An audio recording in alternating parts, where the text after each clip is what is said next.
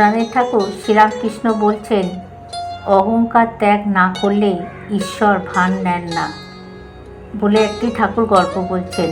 বৈকুণ্ঠে লক্ষ্মীনারায়ণ বসে আছেন। হঠাৎ নারায়ণ উঠে দাঁড়ালেন। লক্ষ্মী পদসেবা করছিলেন। বললেন, ঠাকুর কোথায় যাও? নারায়ণ বললেন, আমার একটি ভক্ত বড় বিপদে পড়েছে, তাই তাকে রক্ষা করতে যাচ্ছি। এই বলে নারায়ণ বেরিয়ে গেলেন, কিন্তু তখন আবার ফিরে এলেন। লক্ষ্মী বললেন, ঠাকুর এত শিগগিরই ফিরে এলেন যে?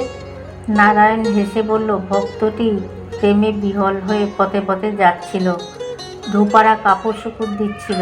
ভক্তটি মারিয়ে যাচ্ছিল দেখে ধোপারা লাঠি নিয়ে তাকে তাড়া করছিল, তাই আমি তাকে রক্ষা করতে গিয়েছিলাম। লক্ষ্মী আবার বললেন, তা ফিরে এলেন কেন? নারায়ণ হাসতে হাসতে বললেন, সে ভক্তটি নিজে ধোপাদের মারবার জন্য ইট তুলেছে দেখলাম, তাই আমি আজ গেলাম না।